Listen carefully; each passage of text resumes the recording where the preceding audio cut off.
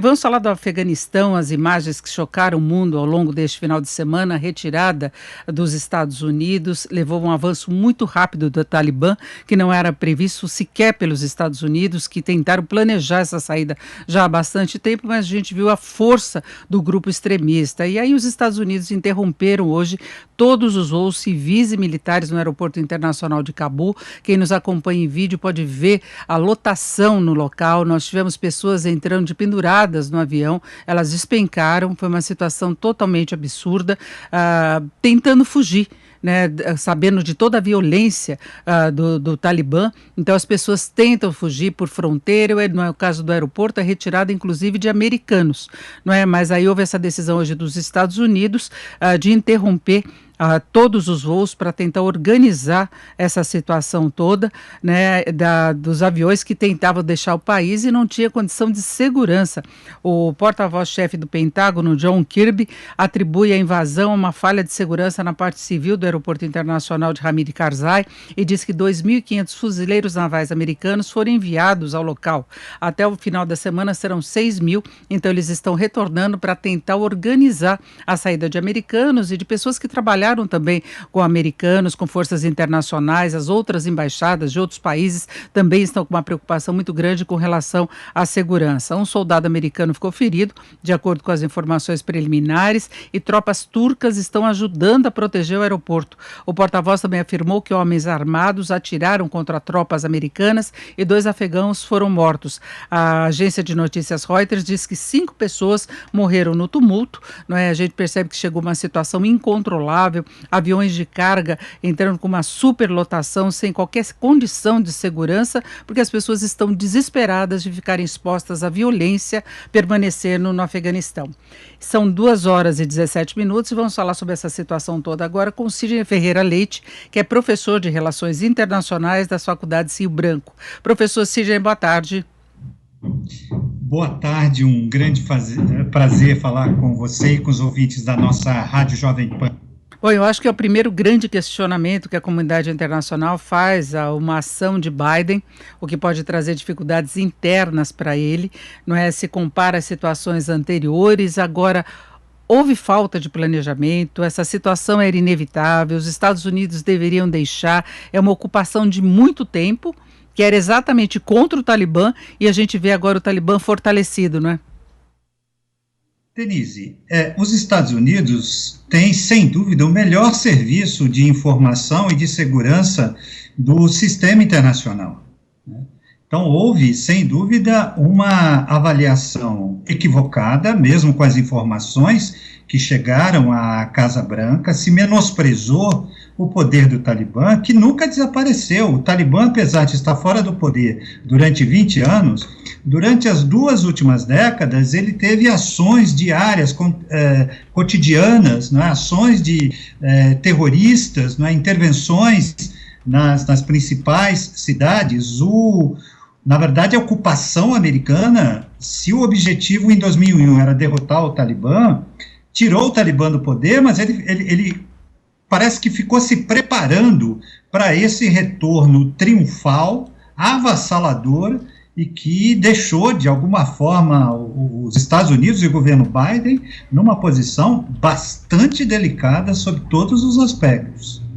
Inclusive a comunidade internacional preocupada com relação a possíveis desdobramentos, os países de fronteira com o Afeganistão, a população local, a questão de direitos humanos, que se sabe do total falta de respeito às mulheres, a violência que é praticada. Mulheres, meninas não podem estudar, não podem trabalhar, não podem sair às ruas e tem esse risco mesmo de matarem todos os que estavam relacionados à ocupação anterior dos Estados Unidos, né? Sem dúvida.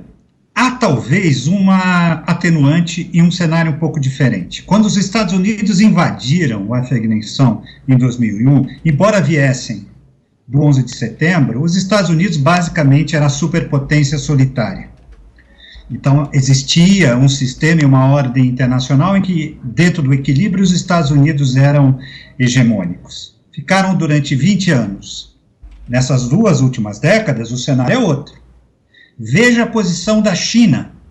A China já deu sinais claros de aproximação com o novo governo talibã. Em última instância, o vácuo deixado pelos Estados Unidos será preenchido pela China. Mas o que isso significa? Isso significa provavelmente que teremos, pelo menos no início, um Talibã mais cauteloso.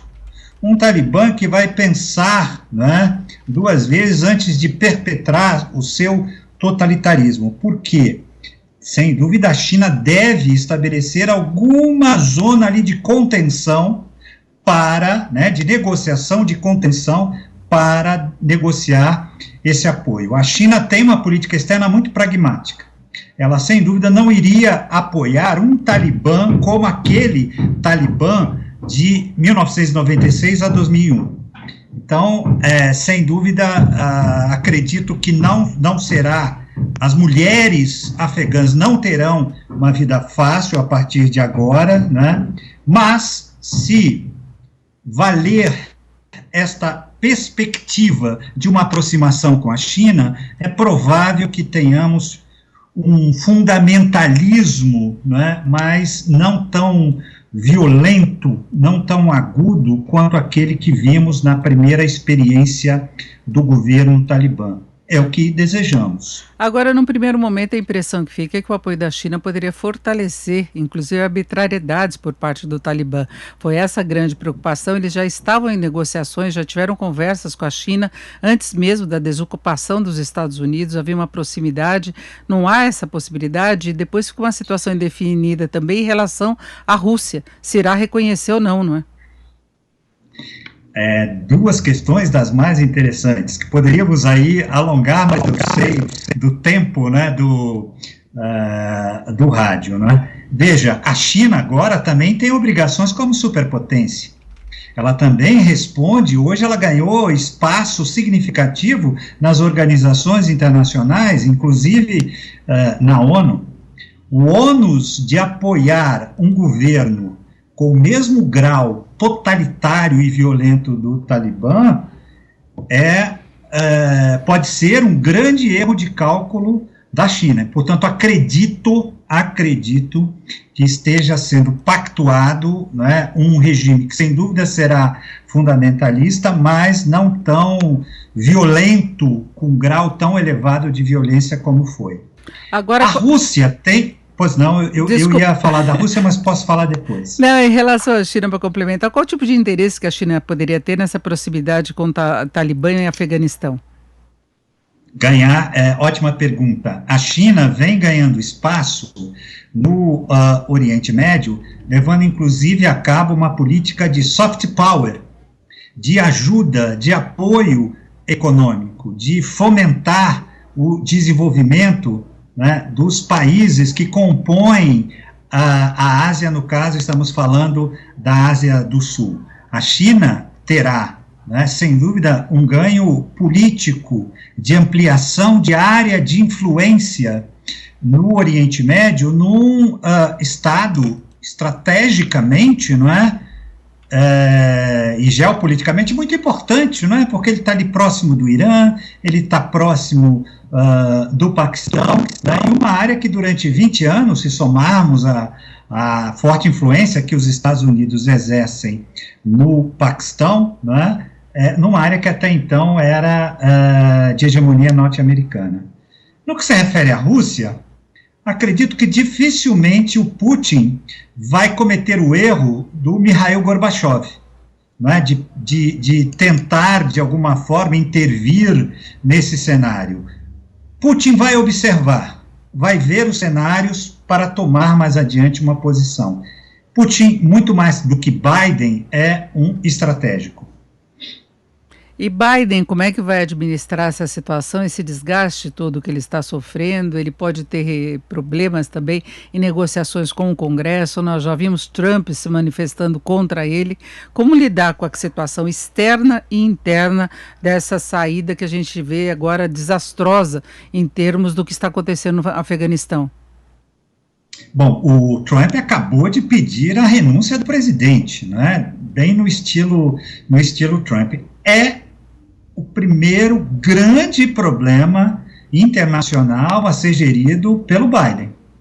Agora nós vamos poder observar, né, qual é este projeto de reinserção dos Estados Unidos na ordem internacional que ele vem desenhando, desde lá da conferência de cúpula do meio ambiente, agora vem a conferência de cúpula da democracia. Então, Biden já está sendo muito questionado, as imagens que os nossos ouvintes, telespectadores, estão tendo oportunidade, né, de ver, inclusive com duas quedas, né, de dois afegãos que estavam presos à roda dos aviões, lembra muito a saída desastrosa dos Estados Unidos do Vietnã, cujas marcas até hoje se fazem presente. Então temos a primeira crise muito séria e vamos poder avaliar até que ponto Biden vai conseguir lidar com essa crise. Enviar novamente tropas para o Afeganistão, não acredito, seria um erro maior do que tirar, né? É necessário reconfigurar uma estratégia e um modelo diferente desse, do Afeganistão, do Iraque, que vem se mostrando ambos erráticos.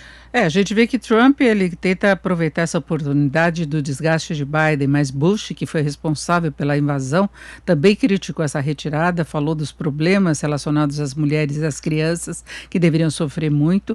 Agora, era uma saída que vinha sendo planejada pelos últimos governos, né? Sem dúvida, isso não começa com Biden. Na verdade, Obama desenhou um cenário para se retirar, mas não levou adiante. Obama hoje reconhece que o Oriente Médio, o grande Oriente Médio, juntando Líbia, Síria, Iraque e Afeganistão, foi o grande erro da sua gestão. Trump tentou retirar os Estados Unidos deste papel de polícia internacional, com o slogan América em primeiro lugar, né? Desobrigando os Estados Unidos de uma cooperação internacional, usando hard ou soft power, né?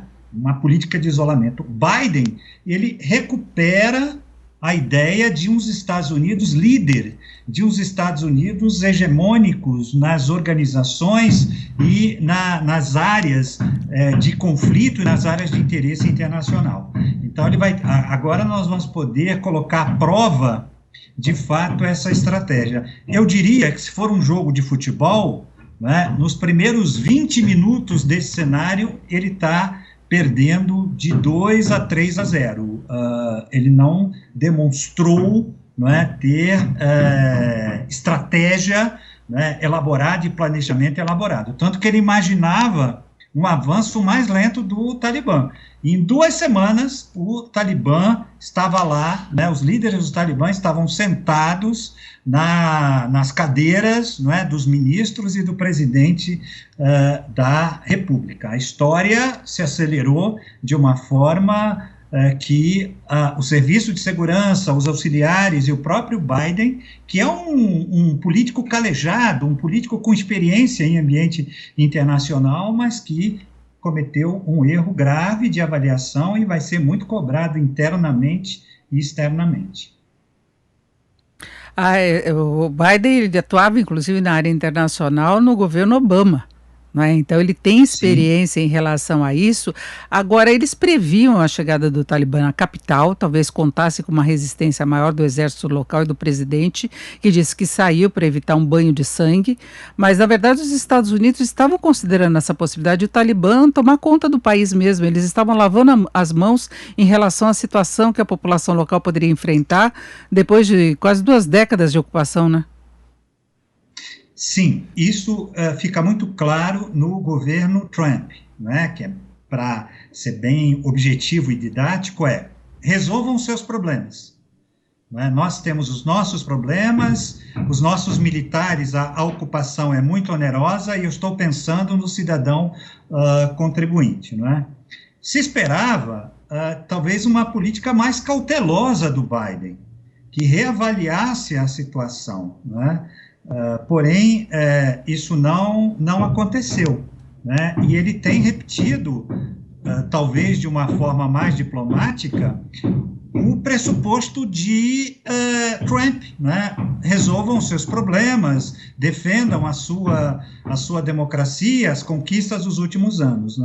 Nós vimos que foi uma análise completamente equivocada. Como diria Camões, não passou de um ledo engano e um grave engano para o povo afegão e, enfim, para todo o Oriente Médio. Inclusive, Denise, reforça, né, a retomada da fôlego para a Al-Qaeda, para o Estado Islâmico. Lembremos que o Talibã é sunita, o mesmo grupo, não é, religioso, que é a maioria no mundo islâmico, né, mas são fundamentalistas de origem sunita, portanto, há fortes laços históricos, religiosos, e, portanto, temos ali possibilidade de uma reconstrução de uma rede de apoio ao terrorismo regional, esse nunca deixou de existir, mas um renascimento do terrorismo global. Temos que levar em consideração esse cenário, por que não? De desdobramentos em relação a isso. Talibã fortalecido, lembrando que o Talibã, ele enfrentou, não é, a Rússia durante um longo período. Aí o serviço de inteligência do Paquistão, junto com a CIA, conseguiram fortalecer para conseguir expulsar a Rússia, e depois dos atentados nos Estados Unidos, exatamente pela proteção que estaria sendo dada à Al-Qaeda, é que os Estados Unidos invadiram o Afeganistão. O cenário foi exatamente esse. A justificativa para a invasão do Afeganistão, do governo Bush, foi exatamente o comprometimento, né, do governo Talibã com a Al-Qaeda, que à época era o grande grupo terrorista. Agora, a Al-Qaeda, ela perdeu espaço para outros grupos terroristas, mas ela ainda sobrevive, né?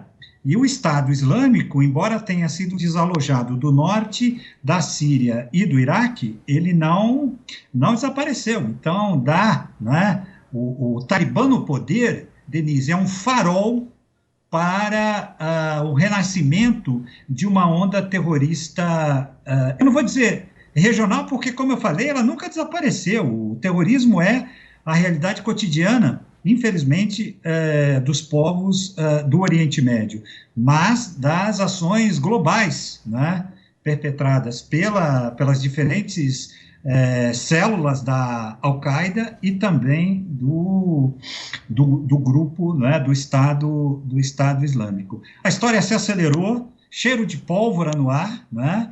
E, portanto, os Estados Unidos muito questionados, né, em relação ao seu poder hegemônico, né, ao seu poder global, né, e um cenário que abre espaço para outras potências, notoriamente a China, eu diria, nesse caso, a Rússia, num segundo plano. E professor, para fecharmos, né, são 20 anos dos atentados que motivaram essa invasão ao Afeganistão, e de repente se pode correr o mesmo risco deles se reorganizarem, inclusive para ataques no Ocidente, não apenas na configuração da região, né? Sim, sim. Penso que tem um quadro ali, Denise, regional, muito perigoso, não é?